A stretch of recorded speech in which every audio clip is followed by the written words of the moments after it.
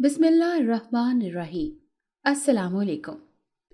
मैं एक middle class घराने से ताल्लुक़ रखती हूँ। मेरा वालिद एक सरकारी उस्ताद थे, जबकि वालिदा घरेलू खातून थी। ज़िंदगी की 25 बहारें देखने के बाद मेरी शादी हो गई। मेरी शादी के 6 माह बाद मेरे वालिदैन की एक रोड एक्सीडेंट में मौत हो गई। वालिदैन तो हयात नहीं हैं, मगर 2 बड़े भाई हैं जो शादीशुदा हैं। उन्हीं से मेरा मायका कायम है। मैं खुद भी शादीशुदा और एक बच्चे की माँ हूँ। मेरी शादी मेरे वालिदैन ने अपनी हयात में ही अपने जानने वालों में कर दी थी। अकबर मेरे अब्बू के दूर दराज के रिश्तेदारों का बेटा था। दिखने में बहुत खूबसूरत कि कभी कभी मुझे खुद से ही डर लगने लगता कि कहीं मेरी ही नज़र न लग जाए। अकबर की निस्बत मेरा रंग कुछ गंदमी सा था, मगर नैन नकूश और जल्द बहुत साफ सुथरी थी। हमारी शादी खालिसतन अरेंज मैरिज थी, लेकिन शादी के बाद मैं और अकबर एक दूसरे से यूं घुल मिल गए जैसे न जाने कितने बरसों का याराना हो। हमारी पसंद और नापसंद भी एक दूसरे से बहुत मिलती जुलती थी। बल्कि यही नहीं, हमारी कोशिश होती कि हम कोई ऐसी बात ना करें जिससे झगड़े या घर का माहौल ख़राब होने का अंदेशा हो। अकबर अपने माँ बाप का इकलौता बेटा था, जबकि मैं उनकी इकलौती बहू, जिसकी वजह से मैं अपने सास ससुर की बेहद लाडली भी थी। और फिर बेटे की पैदाइश के बाद इस प्यार में और भी इजाफा हो गया। मेरी सास बताती हैं कि इतना प्यार वो अकबर से भी नहीं करती थी जितना वो अली यानी में हमारे बेटे से करती हैं। किसी ने सच ही कहा है कि असल से प्यारा सूद होता है। यहाँ भी यही मामला था। हमारी जिंदगी हंसी खुशी गुजर रही थी, लेकिन एक बात मुझे हमेशा हैरत में मुब्तला करती थी। वो ये कि अली की पैदाइश के बाद मैं जब भी अपने मायके रहने जाती, वापसी पर अकबर को हमेशा से बढ़कर ही खुशी पाती। वजह मुझे आज तक समझ नहीं आई थी।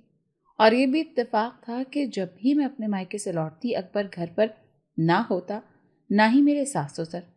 वो यूं ही गुजर रहा था जब घर में अजीब से वाकयात होने लगे। कभी कभी रात के वक्त मैं उठती तो अकबर बिस्तर पर ना होता। कभी वो कहता कि मैंने अभी खाना खाया है तो तुम मुझे मजीद क्यों दे रही हो।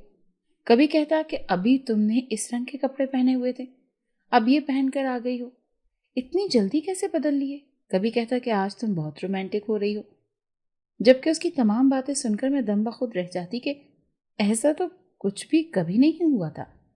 सबको खाना देने की जिम्मेदारी मुझ पर थी, तो मुझे जैसे भूल सकता था कि किसको खाना दिया और किसको नहीं। मैं एक दिन में जोड़ा पहनकर हमेशा अगले ही दिन कपड़े बदलती हूँ। उसकी बातें सुनकर जहां मैं हैरान होती थी, वहीं परेशान भी थी कि अकबर को हो क्या गया है। मैं जितना सोचती उतना उलझती जाती, लेकिन मुझे मेरे सवालों के जवाब न मिलते। एक रात को अचानक मेरी आंख खुली तो अकबर कमरे में नहीं था। अली आराम से बेड के दरमियान सो रहा था। अकबर का मोबाइल फोन साइड टेबल पर पड़ा हुआ था। वो उठकर बाहर आई तो स्टोर रूम से किसी के हंसने की आवाजें आ रही थी। मैं जल्दी से स्टोर रूम के करीब पहुंची तो आवाज वाजे हुई। यह आवाज अकबर की थी, जो हंसता हुआ कह रहा था कि यार, एक तो तुम शर्माती बहुत हो। इतना सुनना था कि मेरे कान खड़े हो गए। मेरा शौहर मेरे होते हुए किसी और की तारीफ कर रहा था। मैं कैसे बर्दाश्त कर लेती। इससे पहले कि मैं दरवाज़ा खटखटाती, दरवाज़ा खुलने की आवाज़ आई। मैं जल्दी से एक करीबी सतून के पीछे छुप गई, जो इतना चौड़ा तो था कि अकबर मुझे देख ना पाता। अकबर के गुजरते ही मैं तेजी से स्टोर रूम में दाखिल हुई, मगर वहां तो सिर्फ फालतू सामान पड़ा हुआ था और तो कोई नहीं था। शायद वो फोन पर किसी से बात कर रहे हों। इस सवाल के अपने जहन में उमड़ते ही मैं तेजी से सर झटका, क्योंकि मैं खुद कमरे में अकबर का फोन साइड टेबल पर देख कर आई थी। मैंने अच्छी तरह स्टोर रूम का जायजा लिया और वापस अपने कमरे में आई, जहां अकबर बेड पर लेटा मोबाइल इस्तेमाल कर रहा था। कहाँ रह गई थी, कब से इंतजार कर रहा हूँ, अकबर ने पूछा तो मैंने मुश्तइल निगाहों से उसे देखा। मैंने पूछा, कहाँ गए थे तुम। ये सवाल पूछने का मकसद ये जानना था कि आया वो मुझसे झूठ बोलता है या नहीं, मगर उसका जवाब सुनकर मैं हैरत ज़दा रह गई। उसने कहा कि स्टोर रूम में था और तुम भी तो थी मेरे साथ। मैंने हैरत से अपनी तरफ इशारा करते हुए पूछा, मैं। तो उसने कहा कि हाँ, तुम मेरे साथ ही थी, आप क्यों पूछ रही हो। अकबर गुस्से से बड़बड़ाकर कहता सोने के लिए लेट गया, जबकि मेरे दिलो दिमाग में पकड़ धकड़ चलने लगी। मुझे लग रहा था कि अकबर के साथ जरूर कोई मसला हो गया है, जिसकी वजह से वो यूं बहकी बहकी बातें कर रहा है, वरना मैं तो अपने कमरे में लेटी हुई थी, अकबर के साथ स्टोर रूम में नहीं थी। मैं इसकी हालत पर गौर करती हुई सोने के लिए लेट गई।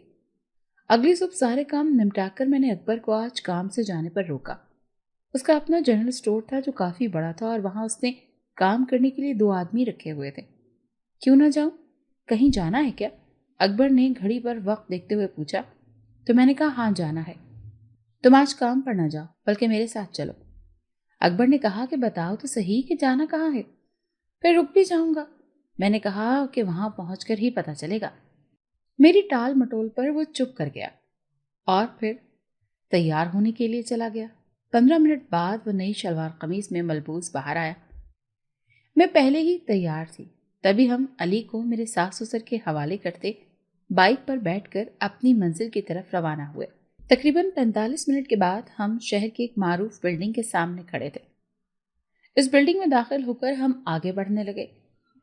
اکبر سارے راستے مجھ سے پوچھتا آیا تھا کہ ہم کہاں جا رہے ہیں، مگر میں نے زبان نہیں کھولی تھی۔ اب تو وہ مجھ پر غصہ ہونے لگا تھا، مگر مجھے اس کے غصے کی نہیں، صحت کی پرواہ تھی۔ ہم دوسرے فلور پر آئے۔ دوسرے فلور کی انٹرنس پر دائیں بائیں 2 گلیاں تھیں۔ میں اسے لیے بائیں گلی کی طرف مڑی اور آخر میں بنے کمرے کی جانب بڑھی۔ آفس میں داخل ہوئے تو ریسیپشن پر ایک لڑکی بیٹھی تھی جبکہ ارد گرد صوفے لگے ہوئے تھے۔ اس کمرے میں سے الگ ایک چھوٹا سا کیبن بنا ہوا تھا۔ اکبر نے مجھ سے غصے سے پوچھا، تم مجھے یہاں کیوں لائی ہو؟ وہ باہر لگا سائیکائٹرسٹ کا بورڈ دیکھ چکا تھا، تبھی اس کے لہجے میں اس قدر اشتعال امٹ رہا تھا۔ میں جانتی تھی وہ غصہ ہوگا، تبھی اس کے ہر سوال کے لیے جواب پہلے سے تیار کر رکھا تھا، کیونکہ تمہیں اس کی ضرورت ہے۔ میرا جواب سن کر وہ آگ بگولا ہو گیا، جس کے سبب اس کا چہرہ سرخ پڑنے لگا۔ لیکن اس سے پہلے کہ وہ مجھ پر غصہ نکالتا، میں تیزی سے ریسیپشن کی طرف بڑھی اور اکبر کے نام کی پرچی لے کر فیس ادا کر دی۔ اکبر کے ساتھ آ کر بیٹھ گئی۔ مجھے اس کی کیا ضرورت ہے؟ تم پاگل سمجھتی ہو مجھے؟ اکبر نے درست لہجے میں مجھ سے پوچھا۔ تو میں نے آہستہ سے اس کا ہاتھ تھاما اور کہا کہ نہیں، ایسی بات نہیں ہے، نہ ہی تمہیں کچھ ہوا ہے، بس میری کچھ الجھنیں ہیں جو یہیں سلجھ سکتی ہیں۔ اکبر نے میرا ہاتھ چٹکا اور بولا کہ اگر کوئی الجھن تھی تو بھی تم مجھ سے پوچھ کر اپنی الجھن کو سلجھا سکتی تھی، لیکن تم تو مجھے یہاں لے آئی تاکہ مجھے پاگل سمجھیں سب۔ میں نے ہمت کرتے پھر سے اکبر کا ہاتھ تھاما اور کہا کہ ایسا نہیں ہے، اور ضروری نہیں ہے کہ سائیکائٹرسٹ کے پاس آنے والا ہر شخص پاگل ہی ہو۔ تم اگر مجھ سے محبت کرتے ہو تو کچھ دیر کے لیے صبر کر لو، ہم جلد ہی یہاں سے چلے جائیں گے۔ میری بات سن کر وہ کچھ پل سوچتا رہا، پھر سر ہلا گیا۔ میرے لیے اتنا ہی بہت تھا کہ وہ مان گیا ہے۔ اکبر کی باری آنے پر میں اسے وہاں بٹھا کر خود اس سائیکائٹرسٹ کے کیبن کے سامنے جا رکی۔ گہرا سانس بھرا اور اندر داخل ہوئی۔ سامنے ایک فیمیل ڈاکٹر بیٹھی ہوئی تھی جو تقریباً 40 برس کی تھی۔ آنکھوں پر نظر کا چشمہ لگا رکھا تھا اور وہ غور سے میری ہی طرف متوجہ تھی۔ میں کرسی پر بیٹھی تو پوچھنے لگی، بتاؤ بی بی کیا مسئلہ ہے؟ میں نے کہا مسئلہ مجھے نہیں، میرے شوہر کو ہے۔ اس نے مجھے گھورا اور کہا کہ اگر مسئلہ تمہارے شوہر کو ہے تو پھر اسے اندر بھیجتی، خود کیوں چلی آئیں؟ اس کے سوال پر میں نے گہرا سانس بھرتے ہوئے خود کو بولنے کے لیے تیار کیا اور کہا کہ میں اس لیے آئی ہوں تاکہ اس کا سیشن لینے سے پہلے میں آپ کو چند ضروری باتیں بتا سکوں۔ میری بات سن کر وہ ڈاکٹر سیدھی ہو کر بیٹھی، مکمل میری طرف متوجہ ہوئی۔ اس کی آنکھوں میں سوالیہ نشان تھا۔ میں نے کہا میرا شوہر کچھ عجیب سی حرکتیں کرتا ہے۔ اس ڈاکٹر نے پوچھا کیسی حرکتیں؟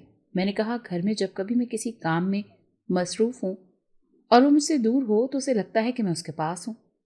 کام سے فارغ ہو کر جب میں اس کے پاس جاتی ہوں تو وہ مجھ سے وہ باتیں دہراتا ہے جو ہوئی ہی نہیں۔ یعنی کہ ایک دن میں کچن میں کام کر رہی تھی، یعنی اس کے پاس نہیں تھی، اور کچھ دیر بعد میں اس کے پاس گئی تو اس نے مجھ سے کہا کہ تم نے میرے سر میں مالش کر کے میرا سر درد بھگا دیا۔ میں نے اس کے سر کی طرف دیکھا جہاں تیل لگا ہوا تھا۔ میں نے کہا کہ میں نے کب لگایا؟ تو اس نے کہا ابھی کچھ دیر پہلے تو مالش کر کے گئی ہو میرے سر میں۔ اس کی بات سن کر میں حیران بھی ہوئی اور پریشان بھی۔ حیران اس لیے کہ میں تو کچن میں تھی نہ کہ اس کے پاس، اور پریشان اس لیے کہ اکبر کو نہ جانے کیا ہو گیا ہے۔ وہ میری غیر موجودگی میں مجھے اپنے پاس پاتا ہے اور مجھ سے باتیں کرتا ہے، لیکن حقیقت میں اس کے پاس نہیں ہوتی۔ اب کل ہی کی بات ہے، لے لیجئے، کل میں رات کو اٹھی تو وہ کمرے میں نہیں تھا بلکہ اسٹور روم میں تھا جہاں وہ کسی سے باتیں کر رہا تھا۔ اس کے جانے کے بعد میں اسٹور روم میں گئی تو وہ خالی تھا، وہاں کوئی بھی نہیں تھا۔ میں کچھ دیر کو چپ ہوئی تو ڈاکٹر نے کہا کہ ہو سکتا ہے کہ وہ فون پر کسی سے بات کر رہا ہو۔ ڈاکٹر کی بات سن کر میں نے نفی میں سر ہلایا اور کہا کہ نہیں، کیونکہ میں کمرے میں اس کا فون دیکھ کر باہر گئی تھی۔ ڈاکٹر کچھ دیر کو میری بتائی گئی باتوں پر غور کرتی رہی اور پھر کہا کہ آپ جائیں اور اپنے شوہر کو اندر بھیجیں۔ میں ان کا شکریہ ادا کرتی وہاں سے اٹھی اور باہر آ گئی، جہاں اکبر بیزار سا چہرہ لیے بیٹھا تھا۔ مجھے دیکھتے ہی اکبر اٹھ کھڑا ہوا اور پوچھنے لگا کہ کیا ہوا؟ میں نے اسے بتایا کہ ڈاکٹر تمہیں اندر بلا رہی ہے، وہ تم سے جو کچھ پوچھیں اس کا ٹھیک ٹھیک جواب دینا اور غصہ مت ہونا۔ اکبر نے میری بات سن کر ایک بے بسی کی نگاہ مجھ پر ڈالی اور کہا کہ آخر ایسا کیوں کر رہی ہو تم؟ میں نے اکبر کی بات کا کوئی جواب نہ دیا اور کہا جاؤ، ڈاکٹر انتظار کر رہی ہوگی۔ میرے اتنا کہنے پر وہ ماتھے پر بل ڈالتا ڈاکٹر کے کیبن کی طرف بڑھ گیا۔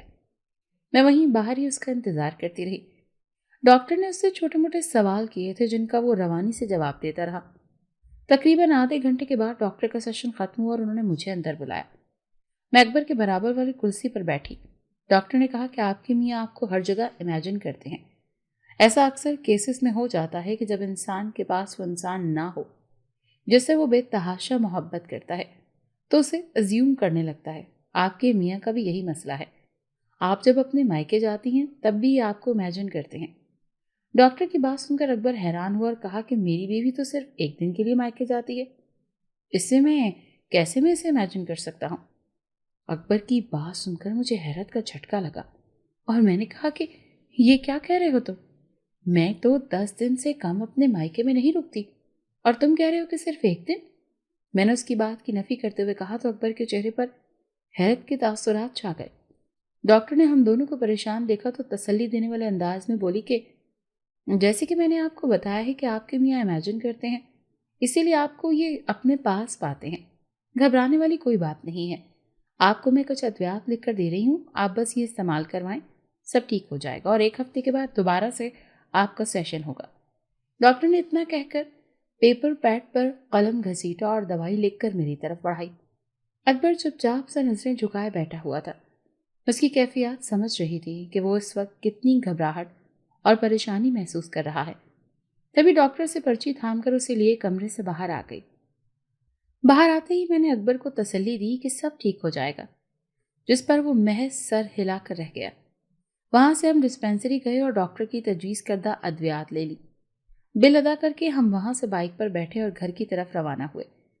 سفر کے دوران میں نے اکبر سے کہا کہ اماں ابا کو کچھ بھی بتانے کی ضرورت نہیں، ورنہ وہ بلا وجہ پریشان ہو جائیں گے، جس پر وہ خاموشی سے سر ہلا گیا۔ مجھ سے اس کا یہ حال دیکھا نہیں جا رہا تھا، لیکن میں چپ چاپ صبر کرنے کے علاوہ کچھ نہیں کر سکتی تھی۔ گھر پہنچ کر میں نے دوپہر کا کھانا بنایا اور کچھ دوسرے کام سمیٹے۔ اکبر دوپہر کا کھانا کھا کر اپنے اسٹور پر چلا گیا تھا۔ میں نے اسے دوپہر کی دوائی کھلا دی تھی تاکہ اس کی طبیعت سنبھل جائے۔ شام کے وقت ابھی میں کھانا بنا کر فارغ ہوئی ہی تھی کہ میرے مائکے سے فون آ گیا۔ فون بڑے بھائی کا تھا، جس نے بتایا تھا کہ اس کی بیوی سیڑھیوں سے گر گئی ہے، جس کی وجہ سے گھر کا نظام بگڑا ہوا ہے۔ میں نے کہا چھوٹی بھابھی تو گھر پر ہی ہے، مگر بھائی نے بتایا وہ اپنے مائکے گئی ہوئی ہے اور 1 ہفتے سے پہلے کسی صورت واپس نہیں آئے گی، تو تم کچھ دنوں کے لیے آ جاؤ۔ ان کی بات سن کر میں کچھ دیر خاموش رہی کہ اس وقت میں اکبر کو چھوڑ کر نہیں جانا چاہتی تھی، جب اسے میری سب سے زیادہ ضرورت تھی۔ میں نے ان کو ٹالا کہ اکبر آئے گا تو پوچھ کر بتاؤں گی۔ میں جب مائکے جاتی تھی تو پیچھے سارا کام میری ساس ہی سنبھالتی تھی، جو اس عمر میں بھی بے حد چست تھیں۔ رات کو اکبر کام سے واپس آیا تو میں نے اکبر سے اپنے جانے کی بات کی، جس پر وہ کچھ دیر کے لیے چپ ہو گیا اور پھر بولا کہ ٹھیک ہے تم چلی جاؤ، اس طرح مجھے بھی علم ہو جائے گا کہ مجھ پر دوائیوں کا اثر ہو رہا ہے یا نہیں، اور تم مجھے نظر آتی ہو کہ نہیں۔ اس کی بات سن کر میں نے سر ہلا دیا اور پھر اکبر کو کھانا دے کر میں نے اپنی اور علی کی پیکنگ کر لی۔ اکبر نے کہا تھا کہ وہ مجھے چھوڑ آئے گا۔ وہ رات سکون سے گزری تھی، کسی قسم کا کوئی معاملہ نہیں ہوا، بلکہ اکبر بھی پرسکون سویا ہوا تھا۔ اگلی صبح اٹھ کر میں نے جلدی سے ناشتہ بنایا، سب کو ناشتہ کروا کے میں نے خود بھی ناشتہ کیا، پھر گھر کی صاف صفائی کی اور ان کاموں سے فارغ ہو کر علی کو تیار کرنے لگی۔ علی کو تیار کرنے کے بعد میں نے اپنی تیاری مکمل کی اور بڑی چادر اوڑھ کر اکبر کے ہمراہ گھر سے نکلی۔ ہمیں میرے مائکے میں پہنچتے آدھا گھنٹہ لگا تھا۔ ہم سب سے ملے، اکبر نے بھابھی کی عیادت کی اور پھر کچھ دیر بیٹھا رہا۔ کچھ ہی دیر کے بعد اکبر ہمیں چھوڑ کر واپس جا چکا تھا، جبکہ میں اب علی کو ایک جگہ بٹھا کر اور اس کے پاس اس کے کھلونے رکھ کر اب گھر کی صفائی کرنے لگی تھی۔ صفائی کرنے کے بعد میں نے کچھ دیر آرام کیا اور پھر دوپہر کا کھانا بنانے لگی۔ کھانا بنانے کے دوران میں نے اکبر کو بھی فون ملایا تاکہ اس سے پوچھوں کہ اس نے دوائی لی یا نہیں۔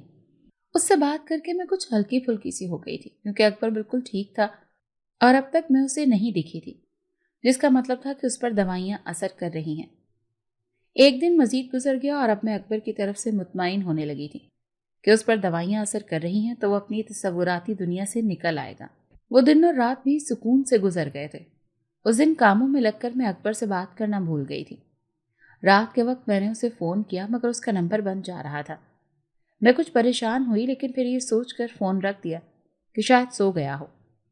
اگلی صبح بیدار ہوتے ہی میں نے سب سے پہلے اکبر کو کال کی اور اس سے خیریت دریافت کی۔ وہ میری کال سن کر حیران ہوا اور کہا کہ ایک ہی گھر میں رہتے ہوئے فون کیوں کر رہی ہو؟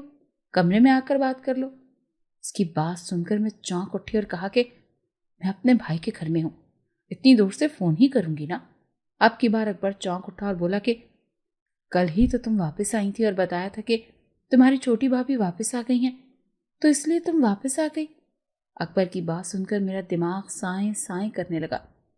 اب میں نے غصے سے کہا کہ میں واپس نہیں آئی اور ابھی بھی اپنے بھائی کے گھر پر ہوں۔ اکبر نے کہا ابھی کچھ دیر پہلے ہی تو تم باہر گئی ہو اور اماں ابا کے ساتھ بیٹھ کر چائے بھی پی ہے۔ اس کی بات سن کر میں چونک اٹھی۔ اگر اکبر مجھے امیجن کر رہا ہے تو اماں ابا کیسے امیجن کر سکتے تھے؟ اب ایک ساتھ وہ تینوں تو تخیل کی دنیا میں نہیں بن سکتے تھے۔ مجھے لگا کہیں کچھ غلط ہے، یا شاید سب کچھ ہی غلط ہے۔ میں نے کہا میں اپنے بھائی کے گھر پر ہوں اور کل ہی واپس آ رہی ہوں۔ میرے آنے تک تم وقت پر اپنی دوائیاں لیتے رہنا۔ اکبر کو مزید ہدایات کر کے میں فون بند کر دیا، لیکن میرا دل عجیب سا ہو رہا تھا۔ ایسا لگ رہا تھا جیسے میرے سسرال میں کچھ بھی ٹھیک نہیں ہے۔ اب میری کوشش تھی کہ جلد ہی واپس چلی جاؤں۔ اگلی صبح ہوتے ہی میں نے چھوٹے بھائی سے کہا کہ جا کر چھوٹی بھابھی کو لے آئیں، میں آج ہی اپنے گھر واپس جا رہی ہوں۔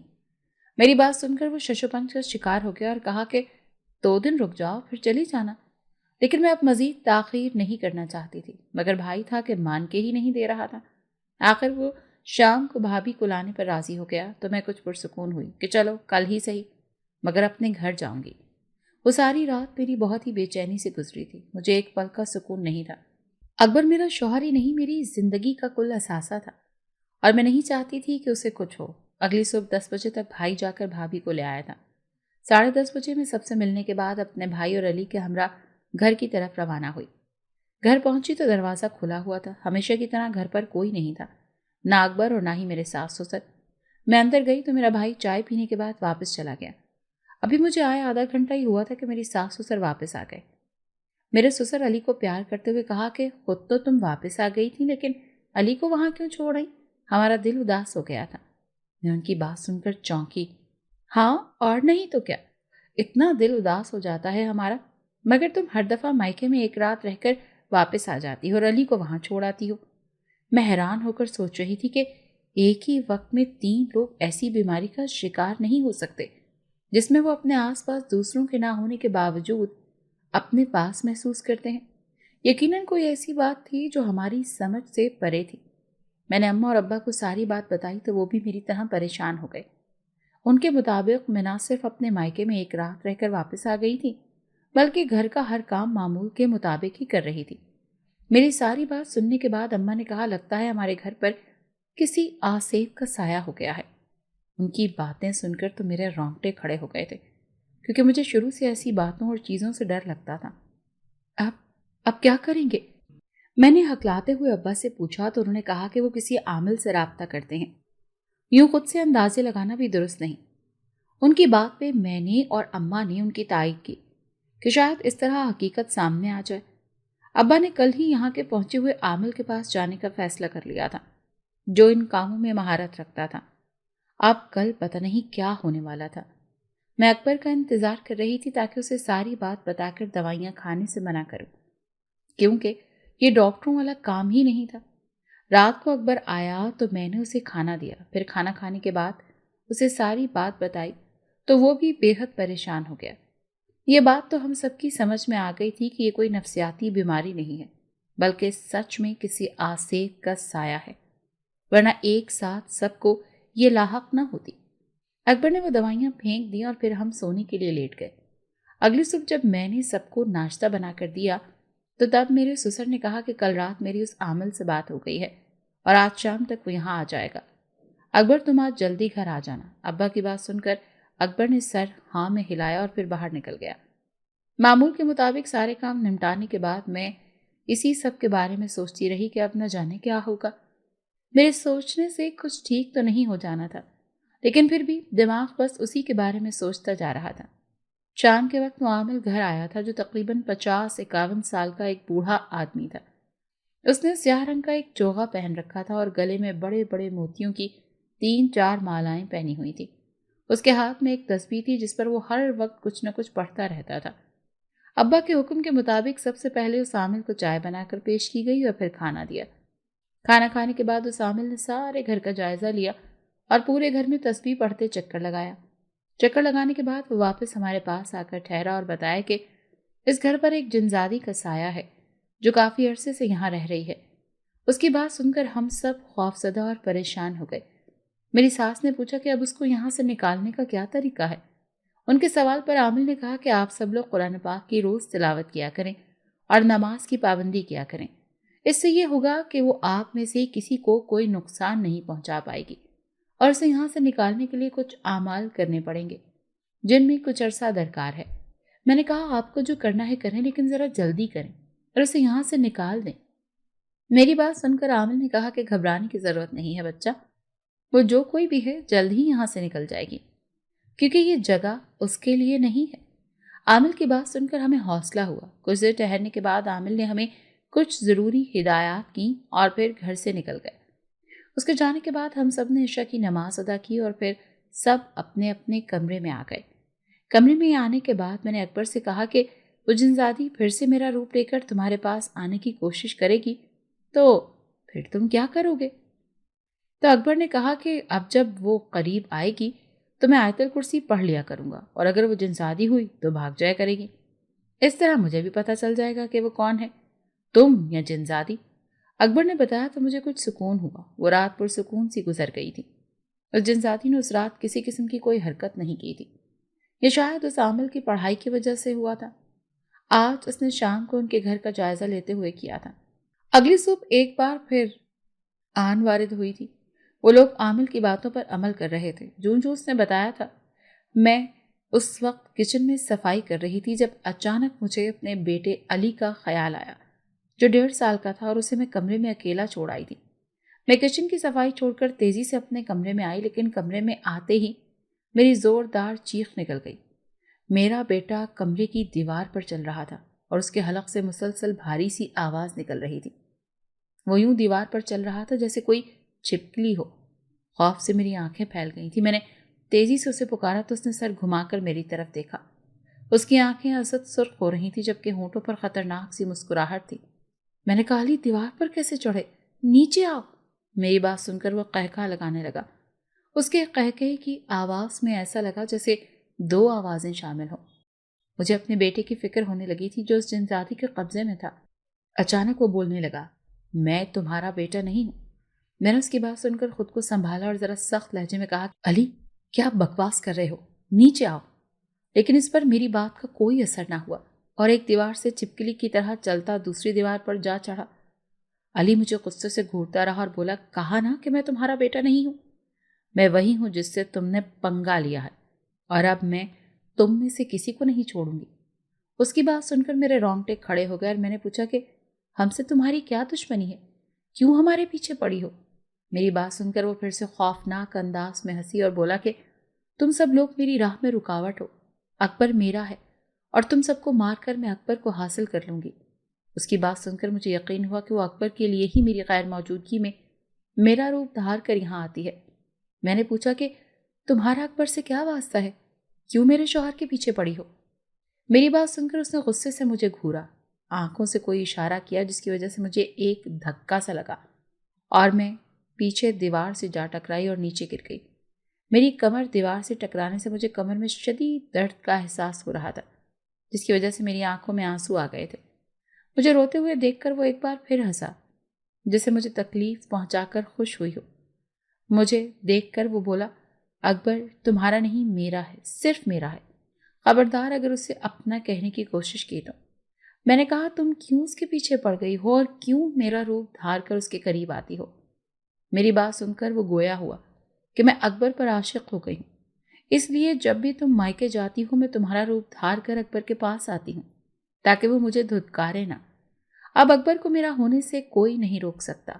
چاند کی 14ویں تاریخ کو میں اسے اپنا شوہر بنا کر ہمیشہ کے لیے اپنے ساتھ لے جاؤں گی اور تم کچھ نہیں کر پاؤ گی۔ اس کی بات سن کر میں نے نفی میں سر ہلایا۔ اچانک علی زمین کی طرف آیا اور نیچے گرتا بے ہوش ہو گیا۔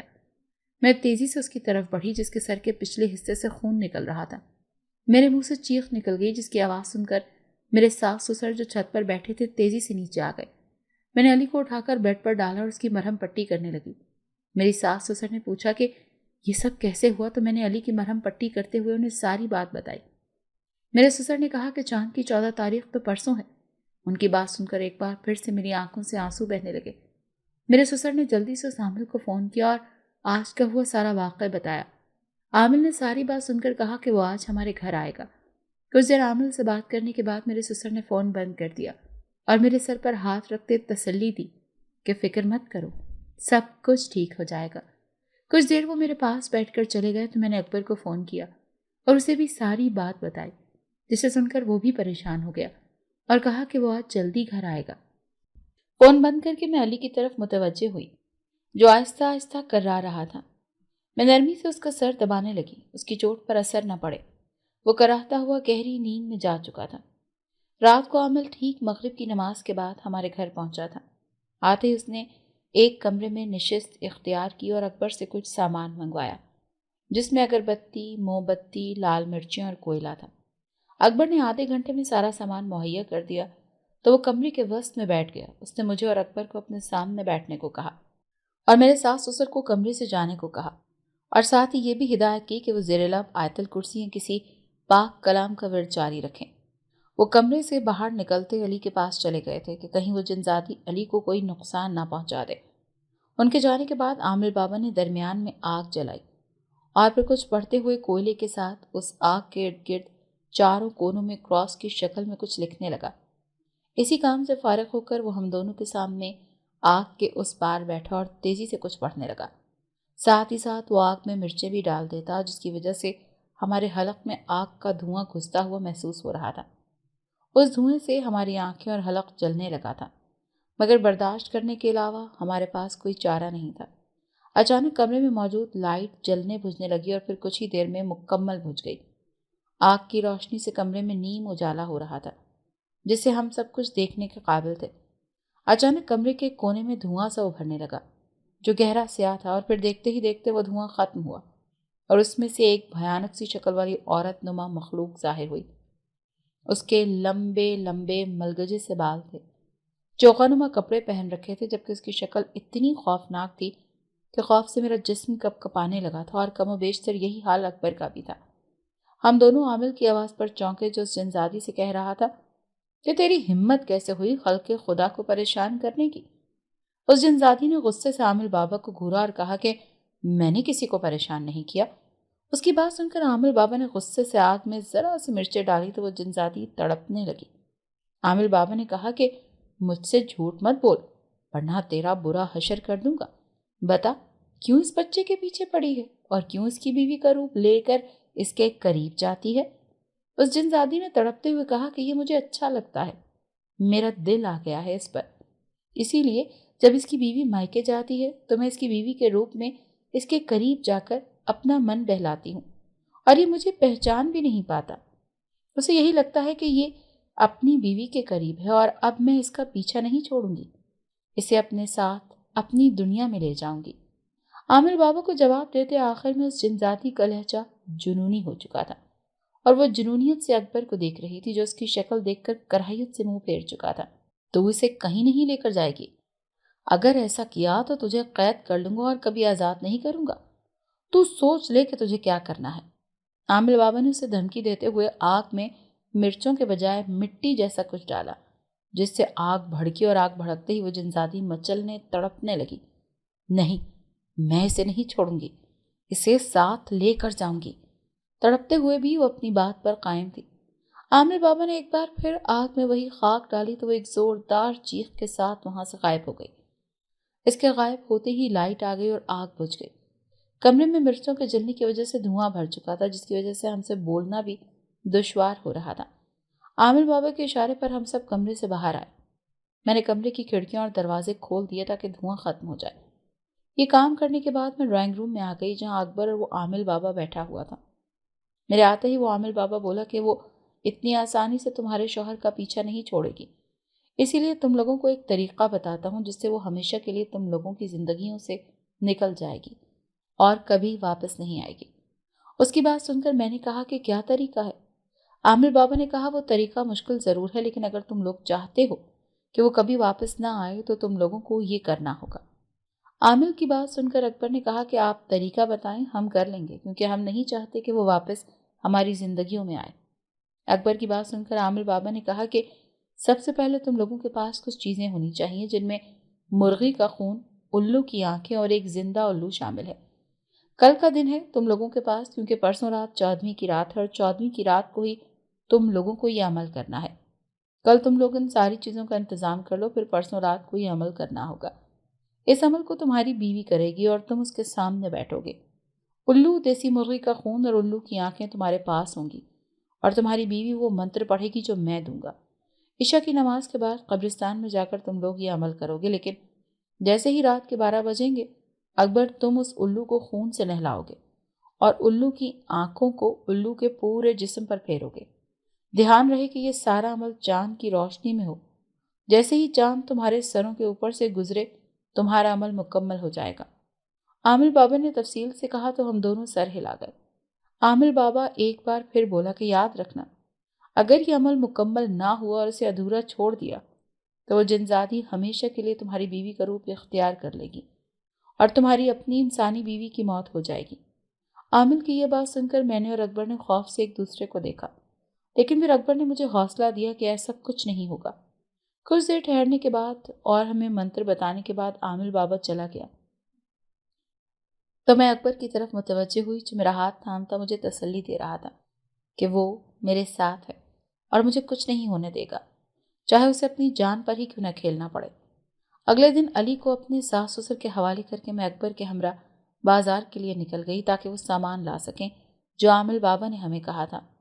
الو ہمیں آسانی سے نہیں مل رہا تھا۔ پورا بازار گھوم کر تھک ہار کر جب ہمت ہارنے والے تھے تب ہماری نگاہ ایک دکان کے کونے میں ایک پنجرے پر پڑی جس میں بڑے خوبصورت سے 2 الو بیٹھے ہوئے تھے۔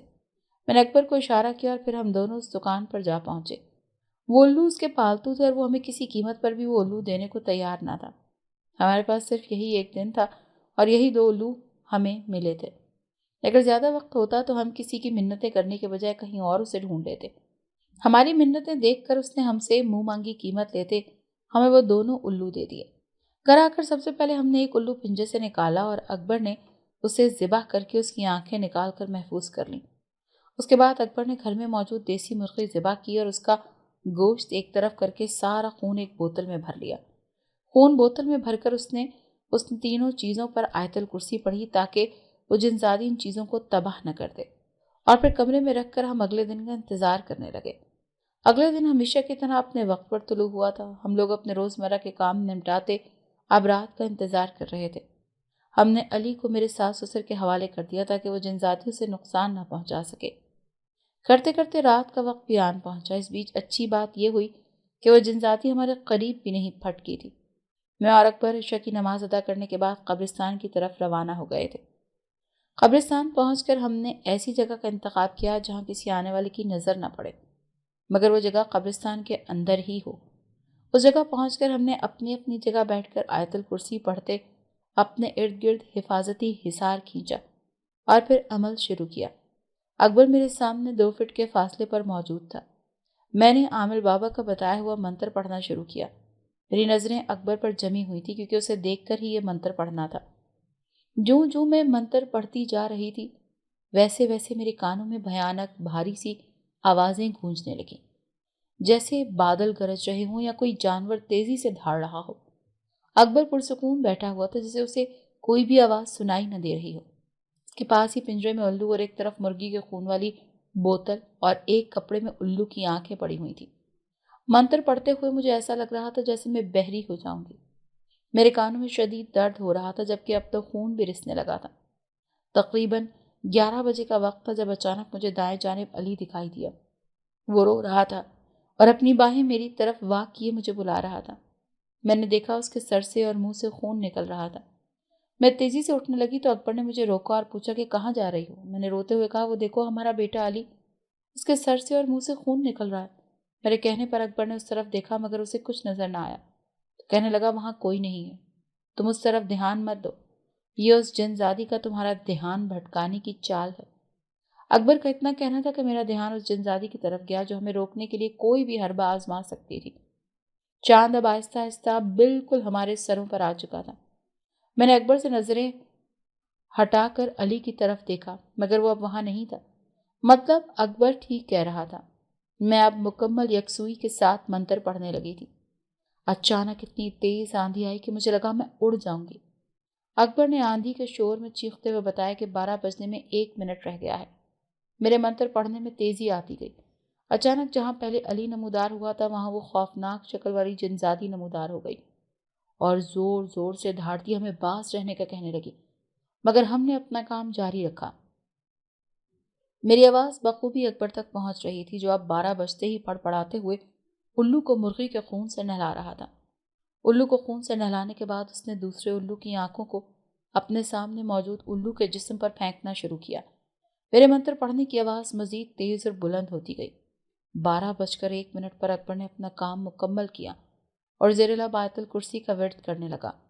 وہ الو اب تڑپتا ہوا دم توڑ گیا تھا۔ چاند اب ہمارے سروں سے ہوتا دوسری سمت نظر آ رہا تھا۔ میں نے منتر پڑھتے ہوئے اس جنزادی کی طرف دیکھا جو مکمل آگ میں لپٹی ہوئی تھی اور مسلسل چیختی ہوئی تڑپ رہی تھی اور ہم سے فریاد کر رہی تھی کہ ہم اس کی جان چھوڑ دیں، مگر اگر ہم ایسا کرتے تو وہ ہماری جان نہ چھوڑتی۔ ہمیں اس بات پر بھی حیرت تھی کہ وہ جنزادی آگ سے بنی تھی تو پھر آگ کی وجہ سے تڑپ کیوں رہی تھی؟ لیکن جس طرح ہم مٹی کے بنے اور ہمیں مٹی کا ڈھیلا لگنے سے درد ہوتا ہے تو اس پر آگ ویسے ہی اثر کر رہی تھی، بے شک پھر وہ آگ ہی کی بنی ہو۔ میں نے اور اکبر نے دیکھا کہ اس کے جسم میں لگی آہستہ آہستہ وہ آگ کم ہونے لگی اور پھر اس کے جسم میں ہمیں سوراخ نظر آنے لگے جن میں دھواں بڑھتا ہوا جا رہا تھا۔ دھواں بڑھتے بڑھتے اس کا جسم پورا دھواں ہو گیا اور ایک طرف کو اڑ گیا۔ عمل مکمل ہو گیا تھا لیکن پھر بھی میں نے حفظ ما تقدم کے طور پر مزید 10 منٹ عمل جاری رکھا، لیکن 5 منٹ مزید گزرے تو میں اور اکبر اپنی اپنی جگہ بے ہوش ہو گئے۔ ہم دونوں کی آنکھ کھلی تو صبح ہو چکی تھی اور ہم بالکل ٹھیک تھے۔ اس جنزادی کے واپس نہ آنے کا یقین کر کے ہم اٹھے اور الو کی آنکھوں کو ایک طرف زمین میں کھڈا کھود کر دفن کیا۔ خون کی بوتل میں سے خون مٹی میں بہا کر ایک طرف پھینکا اور گھر کی طرف روانہ ہوئے۔ گھر پہنچ کر ہم نے اماں ابا کو ساری بات بتائی اور پھر انہی کے کہنے پر ہم نے عامل بابا کو فون کر کے کل رات کا سارا واقعہ بتایا، جس پر انہوں نے کہا کہ اب فکر کی کوئی بات نہیں، اب وہ کبھی واپس نہیں آئے گی۔ عامل بابا کی بات سن کر ہم مطمئن ہو گئے تھے لیکن پھر بھی ایک خوف ہمارے دلوں میں اب بھی موجود تھا کہ کہیں وہ واپس نہ آ جائے۔ تبھی ہم نے کچھ دنوں تک وہ گھر بیچ کر کسی اور جگہ گھر لے لیا اور یہ گھر اکبر کے جنرل سٹور کے قریب بھی تھا جس سے اسے جنرل سٹور میں آنے جانے میں آسانی ہوتی تھی اور مجھے بھی سکون ہوتا تھا۔ اگر آپ کو آج کی ہماری کہانی پسند آئی ہے تو اسے لائک کیجیے اور اپنے پیاروں کے ساتھ شیئر کیجیے۔